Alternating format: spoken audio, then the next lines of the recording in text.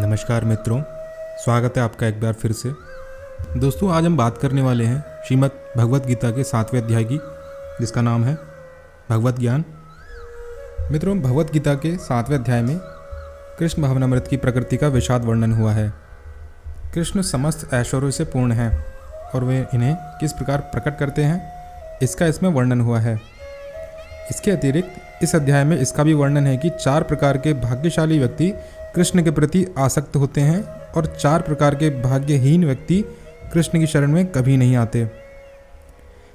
प्रथम 6 अध्यायों में जीवात्मा को अभौतिक आत्मा के रूप में वर्णित किया गया है और जो विभिन्न प्रकार के योगों द्वारा आत्म साक्षात्कार को प्राप्त हो सकता है। 6ठे अध्याय के अंत में यह स्पष्ट कहा गया था कि मन को कृष्ण पर एकाग्र करना, या दूसरे शब्दों में कृष्ण भावनामृत ही सर्वोच्च योग है। मन को कृष्ण पर एकाग्र करने से ही मनुष्य परम सत्य को पूर्णतया जान सकता है, अन्यथा नहीं। तो चलिए बात कर लेते हैं आगे भगवान क्या कह रहे हैं अर्जुन से।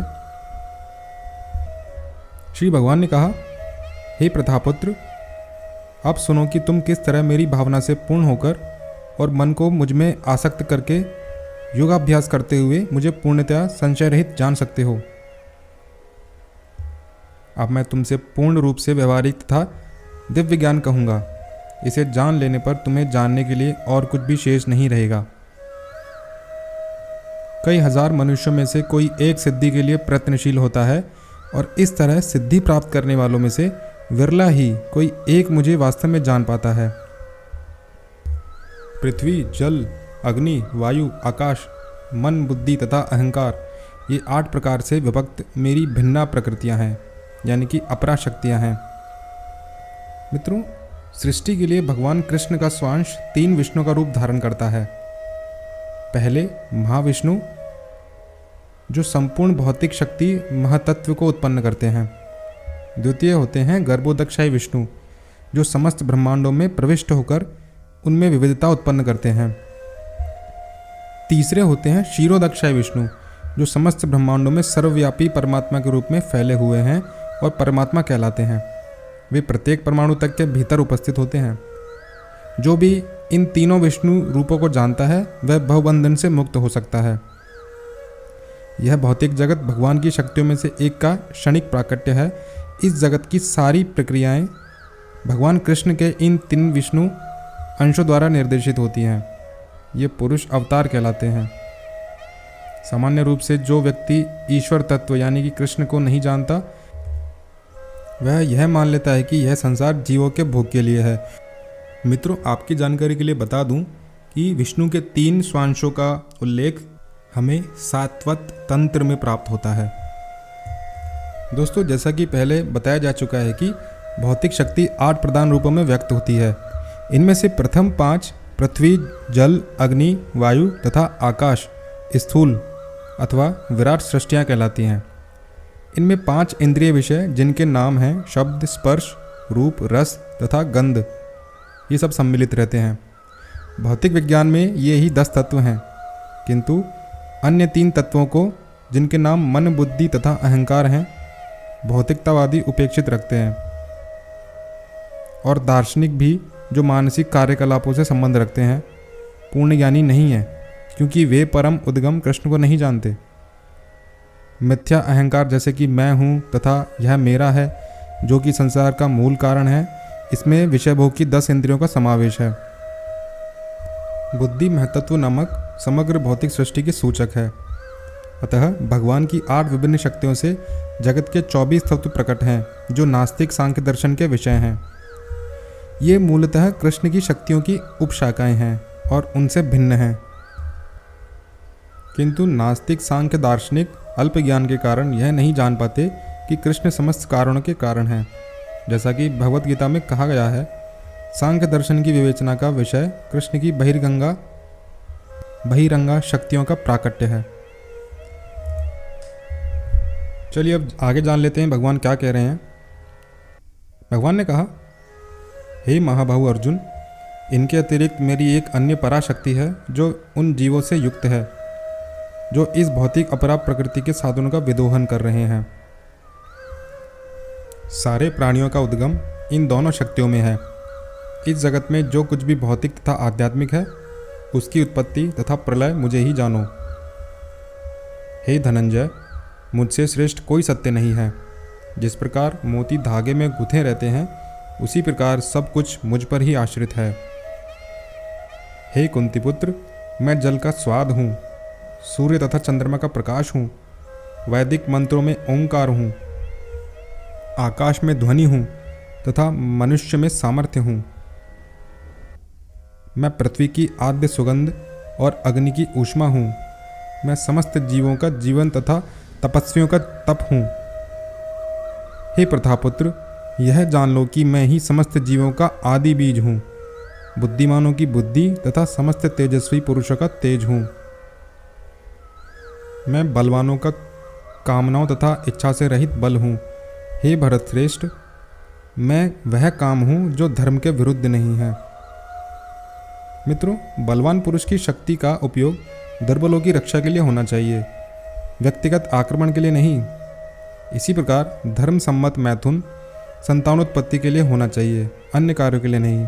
अतः माता पिता का उत्तरदायित्व है कि वे अपनी संतान को कृष्ण भावना भावित बनाएं। अब आगे चलते हैं।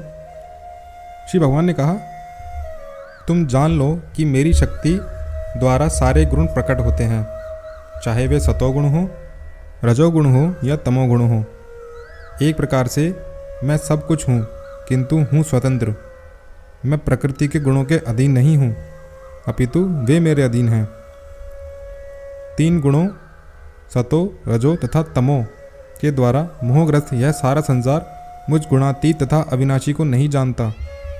प्रकृति के तीन गुणों वाली यह मेरी दैवीय शक्ति को पार करना कठिन है, किंतु जो मेरे शरणागत हो जाते हैं वे सरलता से इसे पार कर जाते हैं।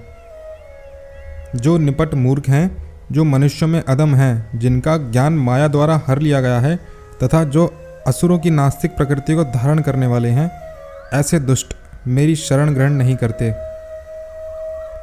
हे भरत श्रेष्ठ, चार प्रकार के पुण्यात्मा मेरी सेवा करते हैं, आर्त, जिज्ञासु, अर्थार्थी तथा ज्ञानी। इनमें से जो परम ज्ञानी है और शुद्ध भक्ति में लगा रहता है वह सर्वश्रेष्ठ है, क्योंकि मैं उसे अत्यंत प्रिय हूँ और वो मुझे अत्यंत प्रिय है। निस्संदेह ये सब उदार चेता व्यक्ति हैं, किंतु जो मेरे ज्ञान को प्राप्त है उसे मैं अपने ही समान मानता हूँ।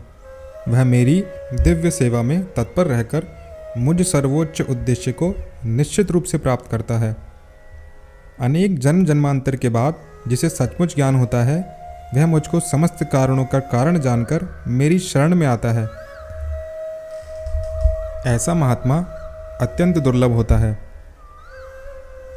जिनकी बुद्धि भौतिक इच्छाओं द्वारा मारी गई है वे देवताओं की शरण में जाते हैं और वे अपने अपने स्वभाव के अनुसार पूजा के विशेष विधि विधानों का पालन करते हैं। मैं प्रत्येक जीव के हृदय में परमात्मा स्वरूप में स्थित हूँ। जैसे ही कोई किसी देवता की पूजा करने की इच्छा करता है मैं उसकी श्रद्धा को स्थिर करता हूँ, जिससे वह उसी विशेष देवता की भक्ति कर सके। मित्रों, यहाँ हमें पता चलता है कि ईश्वर ने हर एक को स्वतंत्रता प्रदान की है। अतः यदि कोई पुरुष भौतिक भोग करने का इच्छुक है और इसके लिए देवी देवताओं से सुविधा चाहता है तो प्रत्येक हृदय में परमात्मा स्वरूप स्थित भगवान उसके मनोभावों को जानकर ऐसी सुविधा प्रदान करते हैं। समस्त जीवों के परम पिता के रूप में वे उनकी स्वतंत्रता में हस्तक्षेप नहीं करते, अपितु उन्हें सुविधाएं प्रदान करते हैं जिससे वे अपनी भौतिक इच्छाएं पूरी कर सकें। अब कुछ लोग यह प्रश्न कर सकते हैं कि सर्वशक्तिमान ईश्वर को ऐसी सुविधाएं प्रदान करके उन्हें माया के पाश में गिरने ही क्यों देते हैं। इसका उत्तर यह है कि यदि परमेश्वर उन्हें ऐसी सुविधाएं प्रदान न करें तो फिर स्वतंत्रता का अर्थ नहीं रह जाता। अतः वे सबों को पूर्ण स्वतंत्रता प्रदान करते हैं, चाहे कोई कुछ करे। किंतु उनका अंतिम उपदेश हमें भगवत गीता के रूप में प्राप्त होता है। मनुष्य को चाहिए कि अन्य सारे कार्यों को त्याग कर उनकी शरण में जाए, इससे मनुष्य सुखी रहेगा। मित्रों, जीवात्मा तथा देवता दोनों ही परमेश्वर की इच्छा के अधीन होते हैं। अतः जीवात्मा न तो स्वेच्छा से किसी देवता की पूजा कर सकता है और न ही देवता परमेश्वर की इच्छा के विरुद्ध कोई वर दे सकता है। जैसे कि कहावत है कि ईश्वर की इच्छा के बिना एक पत्ती भी नहीं हिलती।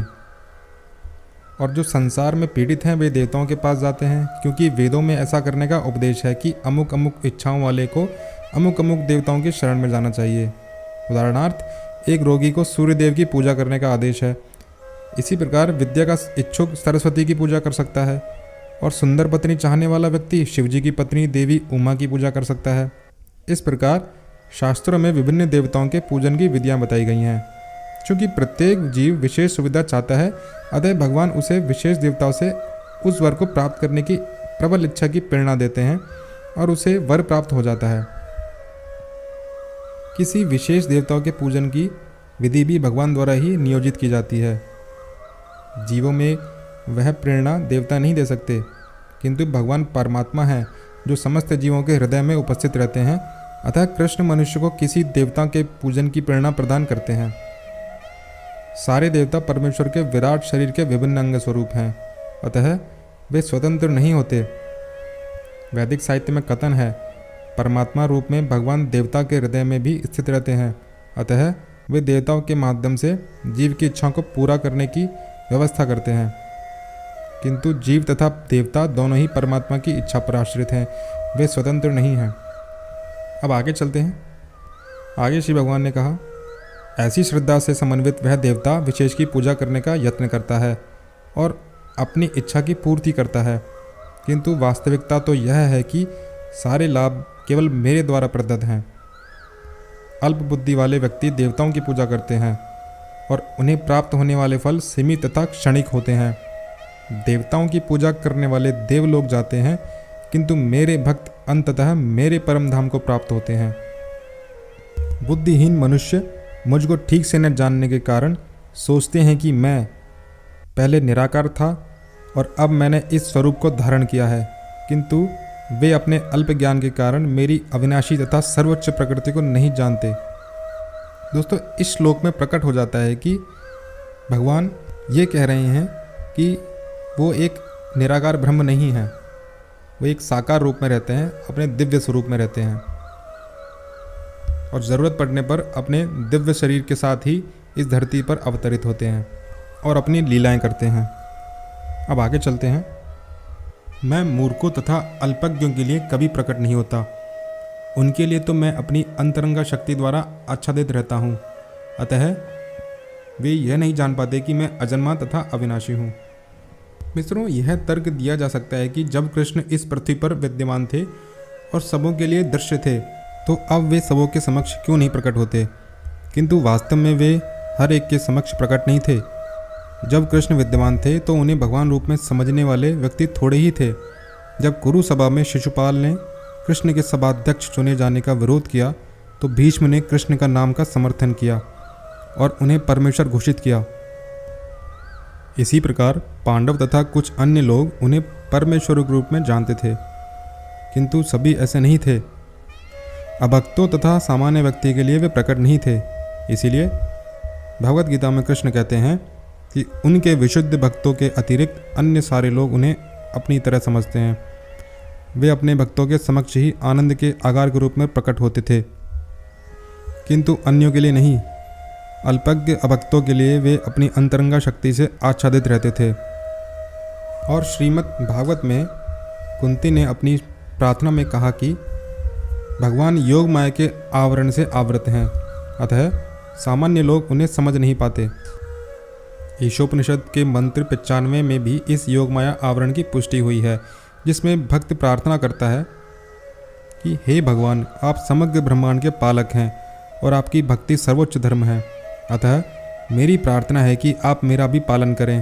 आपका दिव्य रूप योग माया से आवृत है, ब्रह्म ज्योति आपकी अंतरंगा शक्ति का आवरण है। कृपया इस तेज को हटा लें, क्योंकि यह आपके सच्चिदानंद विग्रह के दर्शन में बाधक है। भगवान अपने दिव्य सच्चिदानंद रूप में ब्रह्म ज्योति की अंतरंगा शक्ति से आवृत हैं, जिसके फलस्वरूप अल्पज्ञानी निर्विशेषवादी परमेश्वर को देख नहीं पाते और बोलते हैं कि ईश्वर निराकार ब्रह्म है। श्रीमद् भागवत में भी ब्रह्मा द्वारा की गई यह स्तुति है कि हे भगवान, हे परमात्मा, हे समस्त रहस्यों के स्वामी, संसार में ऐसा कौन है जो आपकी शक्ति तथा लीलाओं का अनुमान लगा सके। आप सदैव अपनी अंतरंगा शक्ति का विस्तार करते रहते हैं, अतः कोई भी आपको नहीं समझ सकता। विज्ञानी तथा विद्वान भले ही भौतिक जगत की परमाणु संरचना का या कि विभिन्न ग्रहों का अन्वेषण कर लें, किंतु अपने समक्ष आपके विद्यमान होते हुए भी वे आपकी शक्ति की गणना करने में असमर्थ हैं। भगवान कृष्ण न केवल अजन्मा हैं, अपितु अव्यय भी हैं। वे सच्चिदानंद रूप में हैं और उनकी शक्तियाँ अव्यय हैं। चलिए मित्रों, अब आगे जान लेते हैं श्री भगवान क्या कह रहे हैं। भगवान ने कहा, हे अर्जुन, श्री भगवान होने के नाते मैं जो कुछ भूतकाल में घटित हो चुका है, जो वर्तमान में घटित हो रहा है और जो आगे होने वाला है, वह सब कुछ जानता हूँ। मैं समस्त जीवों को भी जानता हूँ, किंतु मुझे कोई नहीं जानता। हे भरतवंशी, हे शत्रु विजेता, समस्त जीव जन्म लेकर इच्छा तथा घृणा से उत्पन्न द्वंद्वों से मोहग्रस्त होकर मोह को प्राप्त होते हैं। जिन मनुष्यों ने पूर्व जन्मों में तथा इस जन्म में पुण्य कर्म किए हैं और जिनके पाप कर्मों का पूर्णतया उच्छेदन हो चुका है, वे मोह के द्वंद्वों से मुक्त हो जाते हैं और वे संकल्प पूर्वक मेरी सेवा में तत्पर होते हैं। जो जरा तथा मृत्यु से मुक्ति पाने के लिए यत्नशील रहते हैं, वे बुद्धिमान व्यक्ति मेरी भक्ति की शरण ग्रहण करते हैं। वे वास्तव में ब्रह्म हैं, क्योंकि वे दिव्य कर्मों के विषय में पूरी तरह से जानते हैं। जो मुझ परमेश्वर को मेरी पूर्ण चेतना में रहकर मुझे जगत का, देवताओं का तथा समस्त यज्ञ विधियों का नियामक जानते हैं, वे अपनी मृत्यु के समय भी मुझ भगवान को जान और समझ सकते हैं। तो मित्रों, इस प्रकार श्रीमद् भगवद गीता के 7वें अध्याय भगवत ज्ञान का भक्ति। तो चलिए दोस्तों, मिलते हैं अगले वीडियो में। दोस्तों, अगर वीडियो पसंद आया तो इस वीडियो को लाइक करें, दोस्तों के साथ शेयर करें और हमारे चैनल को सब्सक्राइब करें। तब तक के लिए नमस्कार, राधे राधे।